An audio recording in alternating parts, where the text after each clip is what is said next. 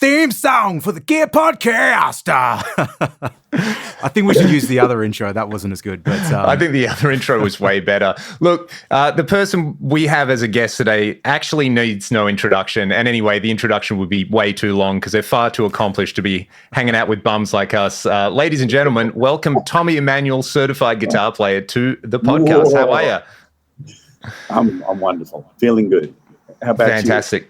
Yeah, we're good, mate. It's afternoon here in Perth. Where are you calling from? Kind of purpley blue lights in the background. You know, yep. I'm sitting in a little flat in England. Look, there's my dryer. Nice. So I've been here in England this last week after the long. We just did a 5-week straight tour, starting in Copenhagen and going to Norway. So we did Denmark, Norway, Sweden, Finland, Germany, Netherlands, back to Germany, Portugal, back to Germany. Then we went to the last show was last Wednesday in Zurich, in Sweden, in Switzerland, and then I flew here. I have a little place here close to my daughter and my grandchildren. So right. Amazing. So I can come here and be granddad and just walk up and see all my kids. So beautiful! It's beautiful. And how long did you say you're there for? How long are you there for? I'm back to Nashville tomorrow. Oh, right on. Yeah. So I'm just here for this week. Mm-hmm. And next week I record my new solo album with all new songs and stuff. So, I've been getting ready for that and playing some of the new songs in my shows to get them road tested and make sure that they're bulletproof in every way I can get them. Yeah. Is that part of your normal prep when you're looking to record? You tend to always play stuff on the road first? Yeah, it has to work to an audience. I mean, first of all, when I write, I use my iPhone. Mm-hmm. Look, I got my grandkids stickers on the back. That's awesome. Real granddad. So I, if I go to voice memos, which is on here somewhere, hang on a second, here it is. So if I go to voice memos and spool down to, let's just take a random. Exclusive. Okay, that's me and Molly Tuttle rehearsing. That. Well, yeah. There we go. Anyway, so basically, when I write a song, when I think I'm getting close to it, I record it on voice memos, and I start being the listener and the producer and the arranger. I put all the different hats on while I listen to it, and basically I live with it for a little while, and then I'll come back to it. Or if I think it's done, I'll put it in the show straight away to see how it feels to perform every second of it, and because when you're in front of a lot of people playing, every second counts. Mm-hmm. Everything counts out there, and it will quickly show you where if there's any area that isn't 100% there. So playing new songs in front of an audience, first of all, takes a little bit of courage. Mm-hmm. You have to be willing to wear the egg if you feel it isn't good or that it doesn't go over or whatever. But I like surprising my audience all the time. So I tend to play new things all the time with my audiences, especially places I've played quite a bit. Like if I come into Hamburg and play the place I always play in Hamburg, I generally always start with something completely different than what I did last time I was there, and it's always fun for the audience. Yeah, absolutely. It's not just, the greatest hits to a remastered version 7. Here we go again. I haven't had any hits, So the good thing is that I'm not wandering around the world on my my number one record from 40 years ago and still trying to squeeze the blood out of the stone. I'm not doing any of that shit. I'm getting out and playing because I love to play, and I need to play for people. That's my reason. Yeah. The Japanese call it ikigai, reason for being. Mm-hmm. And so my reason, something happens when I play, something good happens to you, and I don't know what it is. I haven't a clue. It's not me, but it's something that happens when I play. And so I better get out there and play. Yeah. And look, for me, both myself and Troy, we were born in the late 80s, kind of grew up in, the era of Hey, It's Saturday and, Rage and video hits and things like that. I feel like some of my earliest memories of guitar are you playing the guitar on TV, but the absolute just joy. Like, I think the only person who I have probably seen videos of who looks like they're having as much fun as you was Eddie Van Halen. There's that same spontaneity where it's just like, isn't this the best thing in the world, where I'm up here playing the guitar, people are digging it. It's something that to me, I certainly connect with that, and, have found that very inspiring over the years. So it's nice to know that it's that you're still getting such a kick out of the instrument as well. Oh, absolutely. I often say to my audience, wouldn't you like to have this much fun every night? And when someone says, how can you keep going? How can you play so many shows? And I said, I want to have fun every night. It's a joy. I mean, there are nights when you struggle, if you're struggling with your own playing or the sound or something, but it doesn't happen that often. And if it does, then you're okay, because just remember, it's just a show. It's not a brain. You're not doing brain surgery, or, you're not a heart specialist and your patient dies on the table. It's not that. It's just a guy playing his guitar because he loves it and people like it, and I'm going to play the best I can right now. Has that always been your perspective on playing? Is that something that came natural? Is that something that you've really come to appreciate? No, when I was young, of course, I was, I grew up in the bush where everyone was afraid of everyone else, and everybody was competitive with everybody else. And if you were any good, then you got criticized and they tried to tear you down. Yep. That's the country I grew up with in the early days. But that all changed when I moved to where people were much more civilized, and where I moved to the city and met people who were actually supportive and kind and helpful. And I think when I was in Dragon in the 80s, and we went out and played some country dates, and I just remember young fellas coming to hanging around backstage in the afternoon when we all arrived to do sound check, and they had records of some hair bands with all their stuff, yelling, "These guys are much better," and all that kind of stuff. So there was always that element of never feeling good enough. Like I can't possibly be good enough. And it's a funny thing, but the people that I admired the most, and the people that I wanted to be like, have all become dear and close friends. Like Lukather and Robin Ford and people like that, and George Benson and Eric Clapton. They've all become mates of mine and I realize they've all been through the same crap. Yep.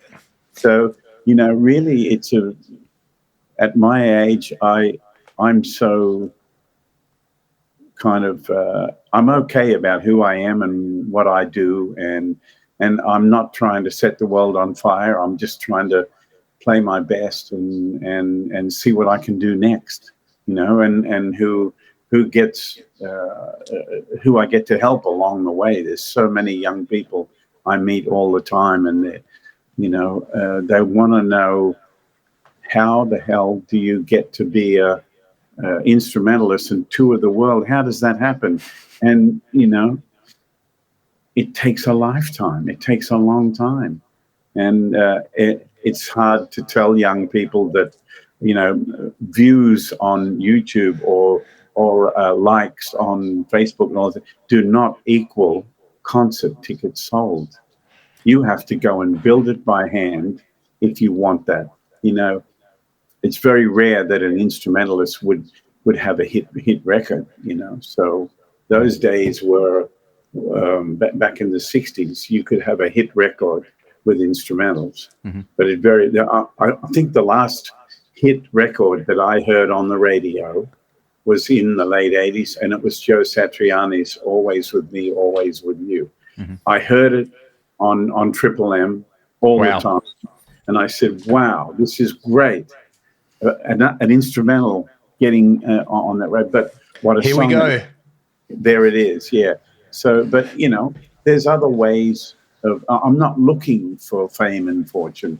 I'm looking to do a good job and build an audience so I can come back and do it again. A man needs a good job. Yeah. Do you find that with the decline of the traditional, record, like what most people would consider the traditional model that existed maybe up until, say, the late 90s, early 2000s, does that seem more like a historical aberration to you, where it was, hey, you could just go and, if you were fortunate or you played your cards right, you'd have a hit record, you could live off it for the rest of your life, publishing, big advance. Whereas if you look at pre-recorded music, lots of great musicians who never would have had their stuff put to tape, who went town to town year after year, lived the carny life. It's almost like that's still there if you're willing to, as you said, invest a lifetime. Have you found that's actually helped with your career now where it is, where the word of mouth stuff, with the aid of things like social media and your existing profile, means you've got this, do you feel like you've got a more direct connection with your fans?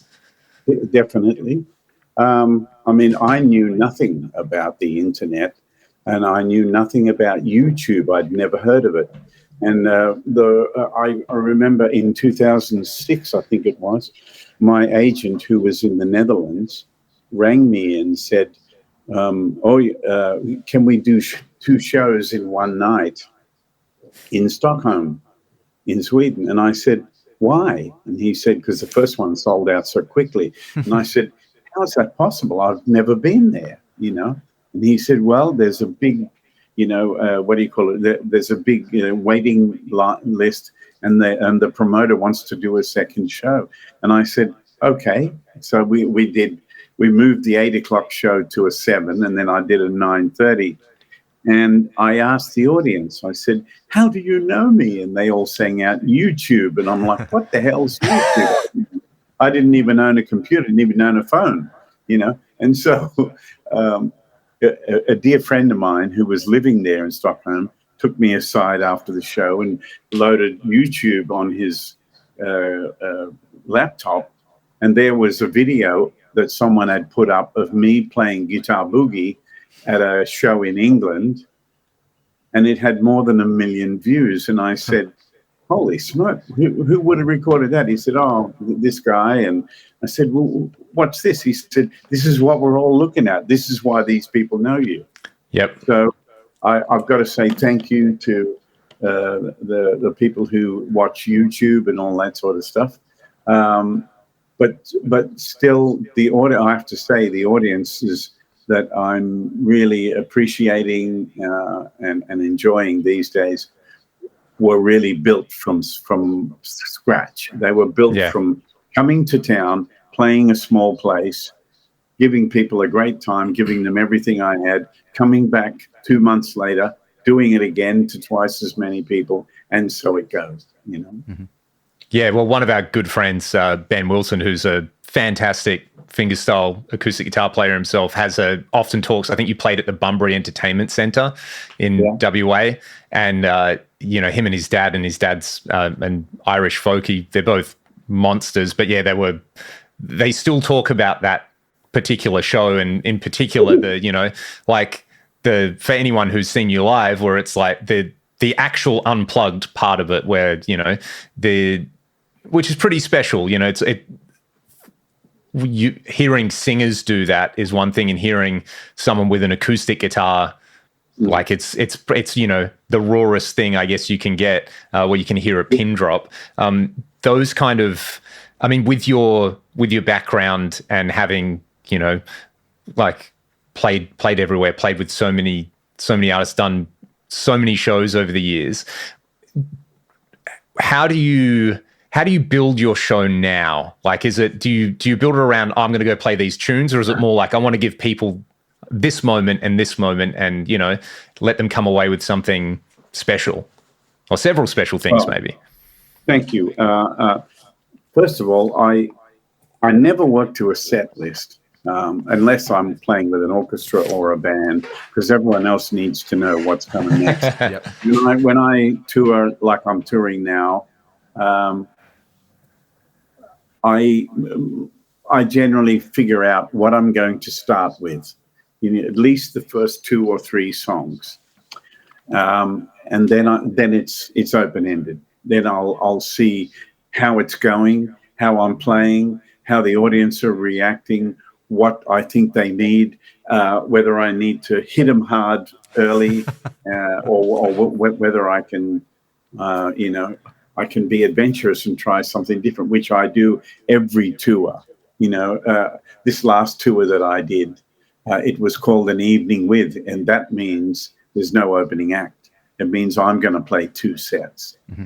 So in a place like Gothenburg in Sweden, I did 2 nights in this beautiful theater there.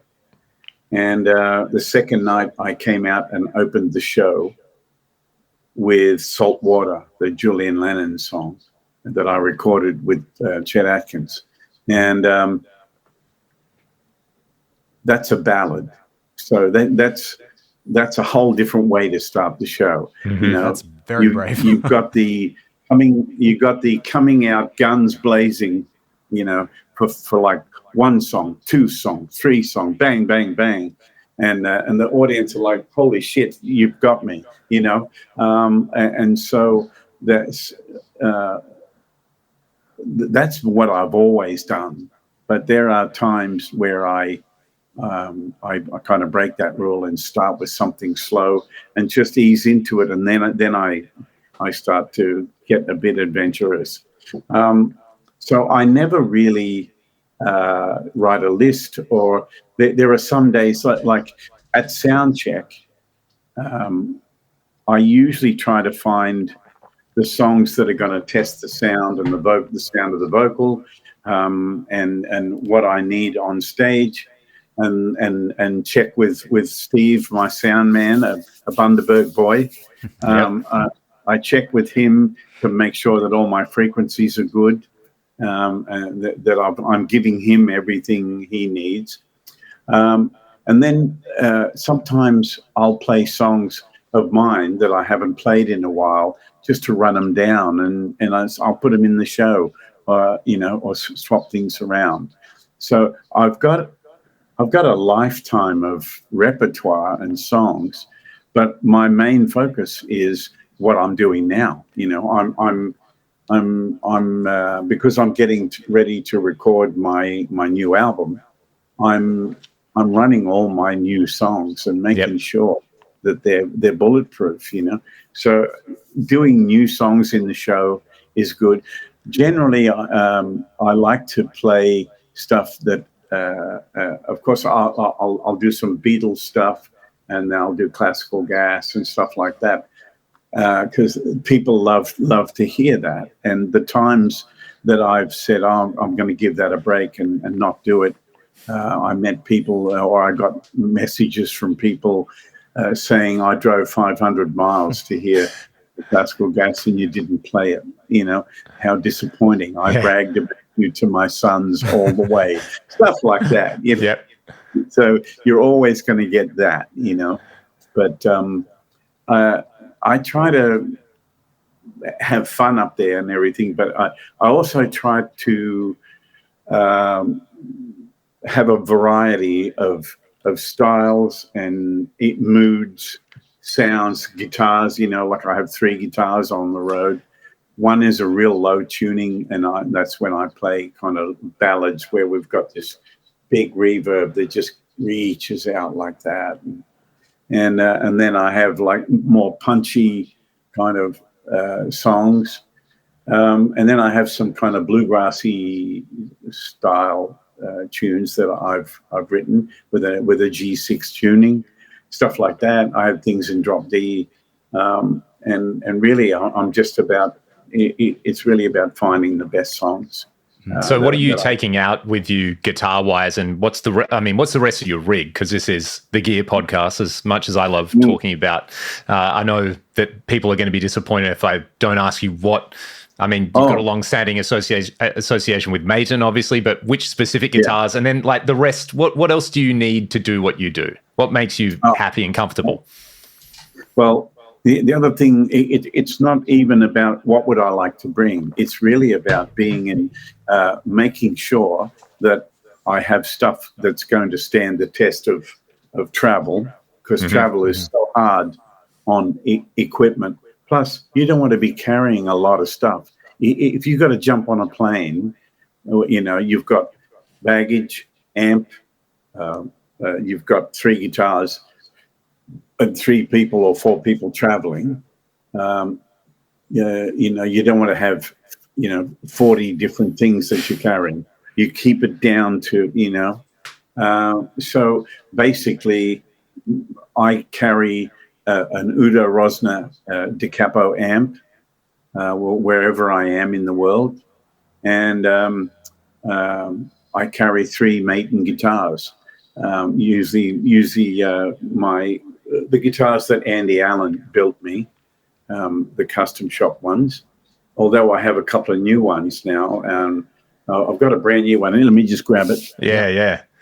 I feel like a big dumb idiot because I don't have my Maton 12-string here with me, which I was like, hey, people are always asking me, people are always asking me, how come you don't play a 12-string? And I'm like, I'm having enough trouble with 6. So there we go. Oh, this is my latest. Andy made me a cutaway one. And just acoustically, it sounds bad.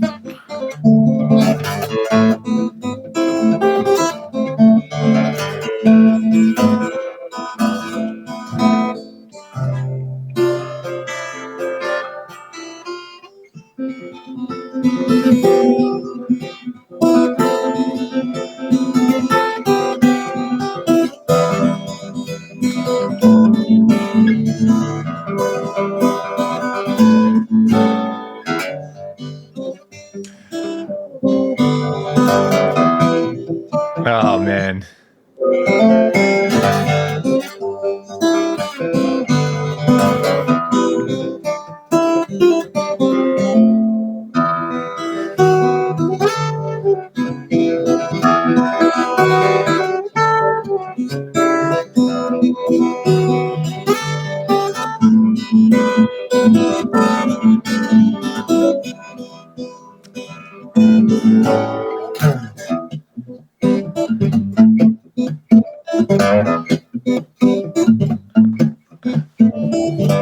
Anyway, That's Oh, Yeah, can we get a sounds round alright. of applause? It sounds not bad, That's mate. alright. Sounds like Thinks guitar. he's good. the crowd went mild. The audience leapt to its foot and clapped its hands. Yeah. So is that the same 808 style shape, just with a cutaway? Yeah, great. Yeah. Awesome guitars. I had an 808 that got stolen, and I anytime I think of that, feel a tang of pain. Yeah, so we started doing- they are. Yeah, I think you had that guitar for about 3 weeks, didn't you? Got stolen out of your car. Yeah, so don't leave gear in your car. Rookie move. That's awesome with the cutaway, and it looks cool too. Sometimes they look a bit munted. It's thinner here. Oh, okay. Right, a little bit thinner, and look at that word. Ooh. Yeah. Oh. This guitar is so awesome, and so it really has some sweet tones, you know. To be a fly on the wall right now, with a nice condenser mic or something. Well, So- yeah. How long have you had that one Next for? week I'll be with Vance Powell. Oh, really? Oh, awesome. Vance, who does Chris Stapleton's records. Yeah, he's awesome. So he's going to record and mix and master me, and I've got 4 days to record the whole album, mixed and mastered. Oh, that's awesome. So what are you going to do for the other 3 days, Tommy? I'll probably do some housework and cooking. Yeah. Anyway, no, I'm hoping I'm going to get it all done. So Yeah. How long And does then it take? straight back out on the road? yeah, then I'm back in. I start in Canada. Yeah, awesome. and Sorry, Troy, there's you were a going to lot of- say. And we end up over in Vancouver and Vancouver Island. Then I'm back in Nashville, and I go straight to Arizona to work with George Benson. We're hoping to come up with enough material for an album together. Oh, We've already got stuff going, and so that's kind of another project for me. very cool. And this week coming, my live at the Sydney Opera House double live album comes out worldwide, and Fantastic. so I'll have by Christmas time I'll have 3 new albums out there. Not You're bad. putting the rest of us to shame, mate. It's an amazing output. Troy, you were going to ask something. I cut you off. Sorry, mate. That's okay. Let's hear from Troy Boy. Yeah, sorry. Yeah.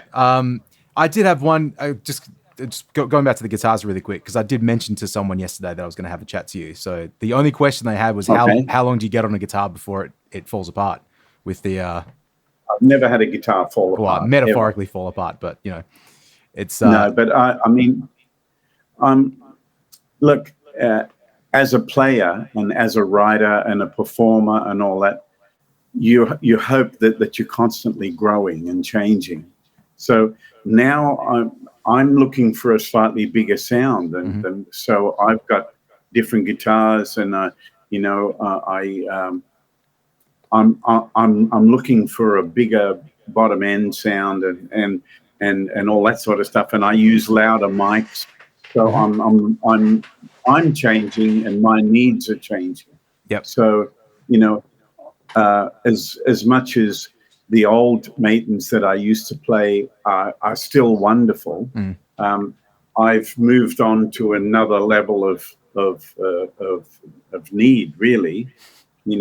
Yep. So and hopefully I've grown as a player, and so my needs are a little different. Yep. Sometimes when I'm recording, I don't always use my Maitons. I quite often use my Larrivee to record. It has no pickup in it, so I only record with mics. In fact, all my Maitons record great without plugging in. I just use mic on them. Yep. And I have other guitars that are like, homemade, luthier-made guitars that sound like vintage Martins and stuff like that. I have a few of those things. Yeah. Very, very cool. And so when you're in Really, it's about finding the right guitar for the song.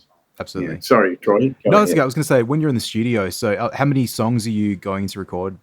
What for this album? This time, well, I've only got 4 days, so I'm probably going to do 10 songs. 10 songs?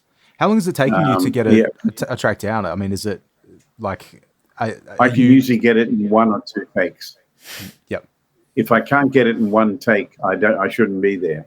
Right. You know, I wrote the song, I practiced it, I played it live, it's ready to go. Yep. So the thing that is never talked about, that is the most important thing, and that is the reason I love recording, is I can wear headphones and be inside the sound.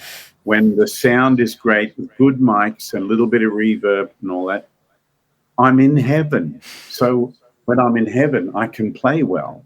Right. You know, when I have to struggle with the sound, it's, you know, it's not as good. But in the studio, like my album Tommy Songs, which is a 24 tracks of original songs, I recorded those in 2 days, finished, you know, and then I flew to LA, mixed and mastered there. So there you go. You get the tone right. Everything else flows from that. Even when you're playing acoustic, it'll bring out the best in you. Yep. Get your sound so it's so inspiring. I'm surprised that you mentioned that about being so comfortable in headphones, because I know I'm a recording engineer. That's my main gig. Yeah. But a lot of people hate it, and particularly as an acoustic player, I'm surprised that like just naturally that's my world. Well, I mean, obviously, when you're just playing by yourself or practicing, that environment is going to be like the flat that you're in at the moment, or I'm just I find that really interesting that that's where you're most comfortable with all the reverb and everything. Well, it's because it pleases the producer in me, right. You know. Like I sit in front of a mic and I choose which guitar I'm going to use, and then I move around until I find where the melody has a certain sound and the guitar rings in a certain way. Right. Here's the spot right here. And I'll just close my eyes and concentrate and get everything I need, you know? Understand. It's so important. There you go. Yeah. I'm only ever practicing acoustic mic'd up on headphones now. I have to try it because I never do that, right? Well, you want to hear what you're like. It's important for you to be aware of your own sound. This is what's wrong with most, especially I won't say up and coming, but people who are just starting out in doing kind of the stuff I do. They're not even listening to how they sound, or whether there's a lot of finger noise, whether there's buzzes and things like, is that the right chord? You know, sometimes someone will play for me with all the confidence and gusto, and I'll say, well, just hang on a sec, but can't you hear that that's the wrong chord? You know, or that bass note changes to F. It doesn't stay on E. How can you not hear that? You know, stuff like that. It's because their focus is on, I want to impress this guy.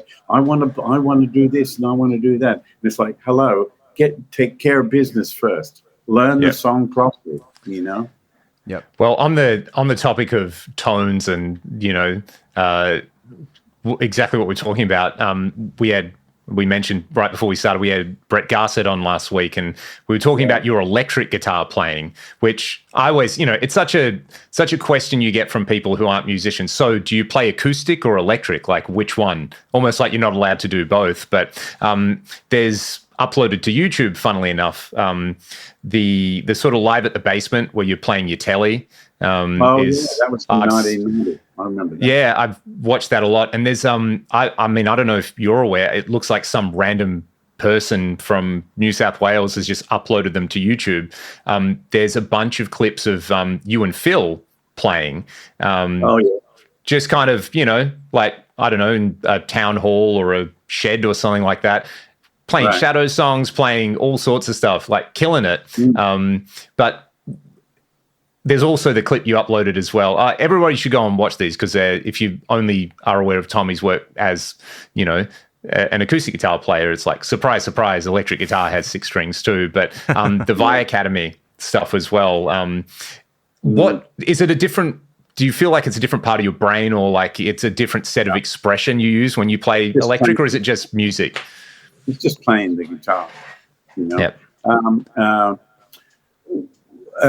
A lot of electric players who like what I do when I play acoustic always say, "Oh, you're the most electric sounding acoustic player I've ever heard." It's you know, I mean, I started on electric guitar. You know, I was a rhythm player for Phil, and I had to play, you know, in a certain way, and then I really fell in love with acoustic guitar, and then, you know, in the 80s, early 80s, late 70s, early 80s, I started writing tunes like this. Let's see.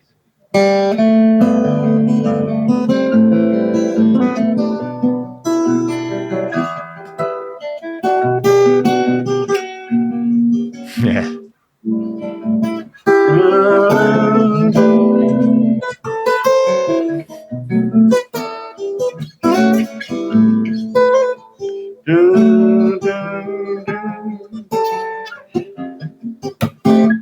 Yeah.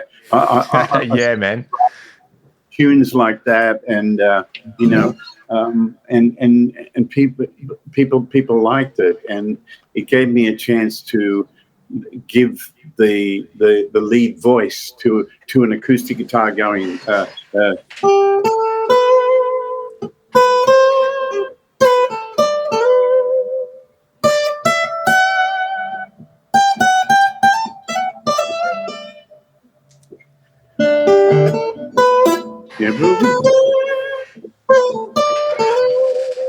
So I'm trying to get the guitar to sing, you know. So yeah.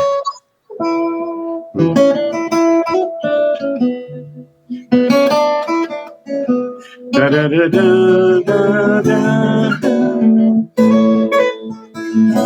You know, so what I've always done was try to write in a kind of R&B way, you know, and not get too concerned about making you think that I've been to some conservatory and I've got all this.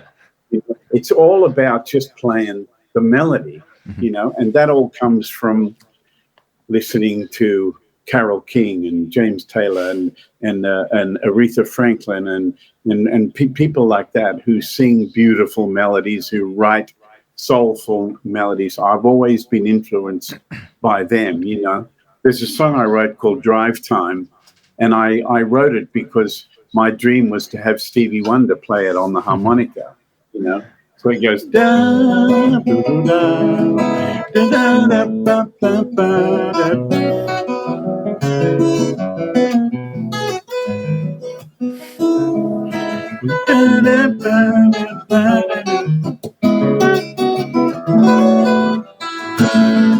We never get enough drive time.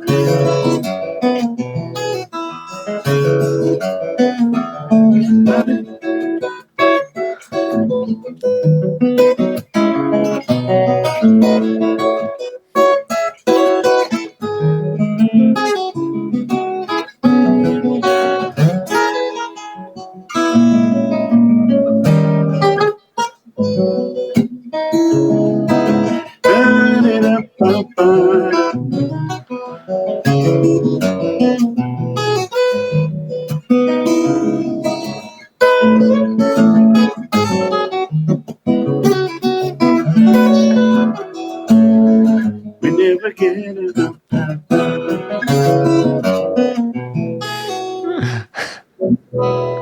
All right. So unreal. About 93 or something like that, you know, and so that's what made my stuff sound different, because, you know, all the players, all the young players are taking, you know, Larry Carlton's Strikes Twice and working it out and saying, oh, it's this and it's that, and it's brilliant. There's no doubt about it. But I avoided doing that. I tried to make it more just like tell a story and get us right here, you know. Yeah. I need to ask, what was it like playing the Sydney Olympics? You and Phil. It was the closing ceremony, right?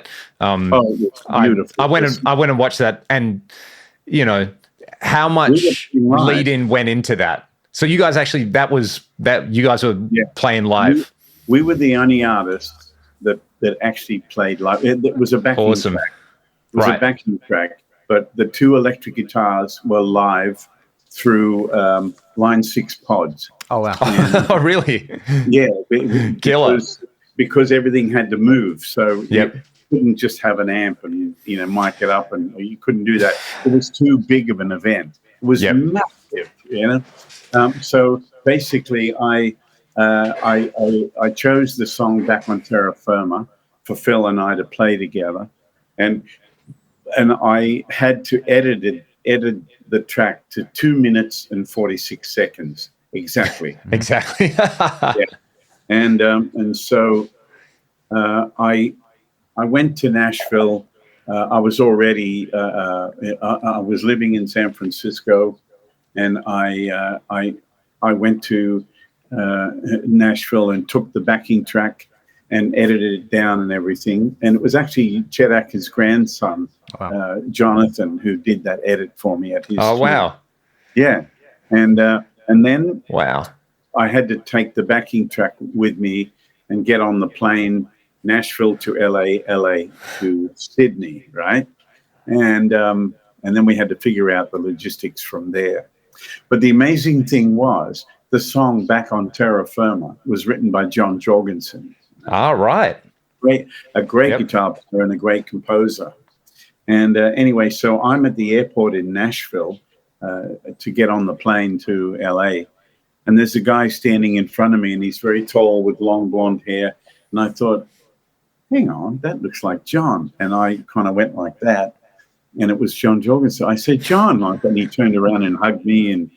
And then I got to tell him that we were doing Back on Terra Firma on the Olympic Games closing ceremony. And he cried. He was so thrilled. And amazing. So Phil and I did that. And the funny thing was, the lead up to it, the rehearsals and all, it was all in secret. It was in a secret location. It was run by the military, and it was so organized. It was so organized and wonderful. And on the day, so the last event happened, and then the stadium was full. It was like, I don't know, 160,000 people out there. And then there were 30,000 athletes in the middle of the arena. And then on the track was where all the event happened, and everything had to move at a certain pace. I mean, this was well rehearsed and figured out. With all the crew and all the artists and all the things. And so just before the whole show started, Phil and I were standing up looking down on the whole event and all the lights and the people and everything. And I said to him, hey, Wiz, take a photo of this moment with your mind, because it'll never happen again in our life. And he said, yeah, you're right. And it was a beautiful experience. And there are so many wonderful stories around that. Like, for instance, I didn't have much money, and I had a pregnant wife, and I had a mortgage going in England where I was living that was a struggle for me. And my manager took me into this special store for clothes called Manuel's in Nashville, and he made all those beautiful suits. And I was going to ask if you still have the suit, because it's a great suit, right? Exactly. So here's the story about that. I went in there with no money in my pocket, and I was just looking at everything, and I thought, I got to stand out somehow. How do I stand out with what I wear on an event like this for 2 minutes and 46 seconds?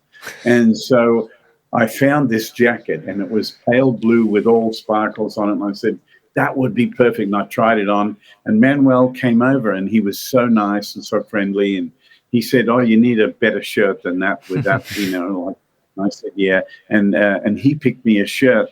And then I introduced myself and I said, I'm on my way to Australia to the Olympic Games and my brother and I are going to play together. He said, oh, what a great event. And that's fantastic. And I said, I don't have the $10,000 for this jacket. He said, that's okay. Take it. And he put it in a zipper. He said, bring it back when you're done. And he loaned me that coat and that. Wow. Yeah, I took it all the way to Australia, did the Olympic Games, came back to Nashville and gave it back to him. That's awesome. And he just let me I didn't sign any paper. I didn't do anything. I got lucky. Yep. You know, he trusted me with it, and it was amazing. So there's all that sort of stuff that goes on behind the scenes. That and for anyone who hasn't seen that, go watch it. And it was televised to like 2.9 billion people at the time. It was the biggest event in history that the most amount of people saw. Yeah. Can I ask you a weird question? Yeah. That's special. You can ask anything. Beautiful. Will you marry me? No, I'm kidding.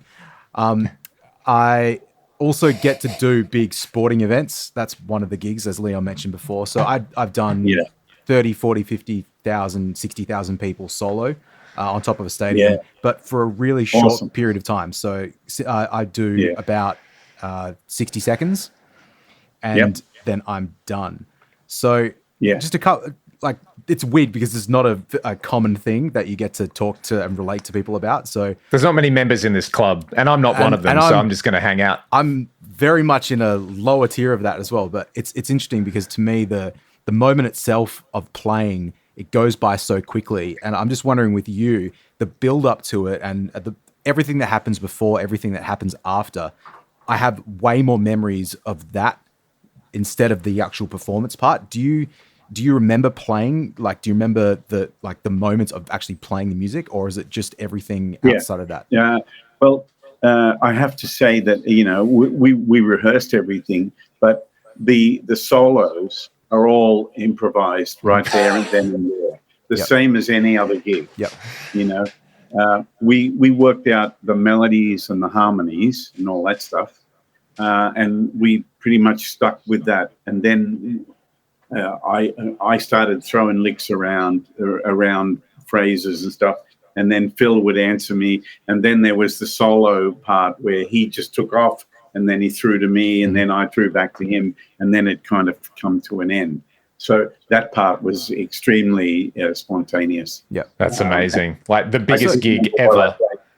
But I do know that it was the inner ear monitors that really saved the day for us, because we could hear everything really well, and we could hear our guitars and the backing, and it really sounded like we were right in the middle of the band. Yep. So, but Troy, I've done a couple of things in Nashville because soccer is getting really big in Tennessee, and they have this thing where a player will come up and play some wild, crazy stuff for like 45 seconds, and then it's all over. I've done that a couple of times, so I can definitely relate to that. The only thing I thought when I saw it on YouTube the next day is I thought, you know, I don't look any good in the colors that I had to wear. And I better stop eating pancakes, stuff like that. You know, tell you what, I didn't mate, think about my playing. It was all over, and it was fine. Yeah, I've been eating way too pancakes over the off season. I tried to lose weight, and mate, it gets to Christmas time and it's all over.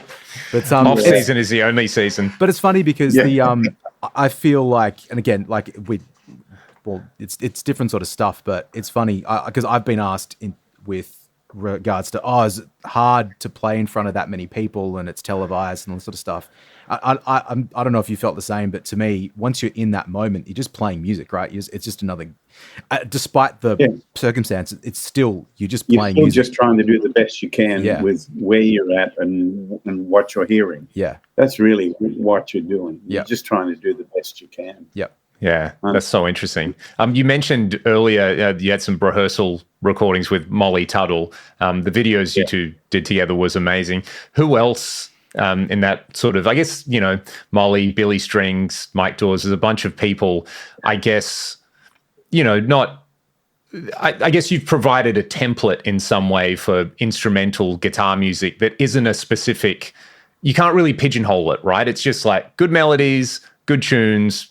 There's a lot of talent and effort that goes into it. Who else in the sort of like, up and coming players are you really excited by? Well, Matteo Mancuso and I always have a great time playing together. I mean, I can't do any of the stuff he does. I can't even think that quick, let alone play that. But him and I are like somehow related, and we just get on great. And he's coming to teach and do a workshop for me at my camp in Rome in May.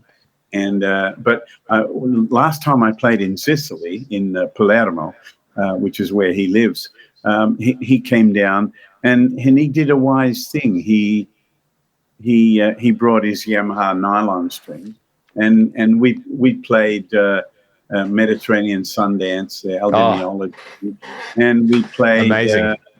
We played Isn't She Lovely or something like that, and it's great, but it's still the same thing. The moment I get with another player, especially somebody who can solo like him, I tend to just want to be the accompanist, because that's my first role in life, and it always has been. I always, but the soloist has to be interesting for whoever's listening. You know what I mean? If the soloist is not very interesting, then I'm gonna just very carefully go like that and take a solo myself, to try and keep it interesting. But he's one of the great soloists, and playing with George Benson, same thing, the greatest soloist, and Robin and Larry and people like that. There's so many good soloists. Simon Hosford's one of them as well. Absolutely. Shout out to Simon for making all of this happen as well. He's just an absolute gentleman and a terrifying guitar player. He sure is. Yeah. Hoss the boss. Yeah, Hoss the boss. Well, on that note, Tommy, thank you so much for your time, mate. You're on tour for the rest of 2025 once you've done some recording, right? So you're coming to Australia, right? In May. Yeah. In May, fantastic. First show is the Opera House, then Newcastle, Brisbane, back to Sydney, Canberra, Perth, Melbourne, 2 shows in Melbourne. Great. Then Adelaide on the 31st, which is my birthday. Oh, fantastic. How good's that? And your 70th as well, right?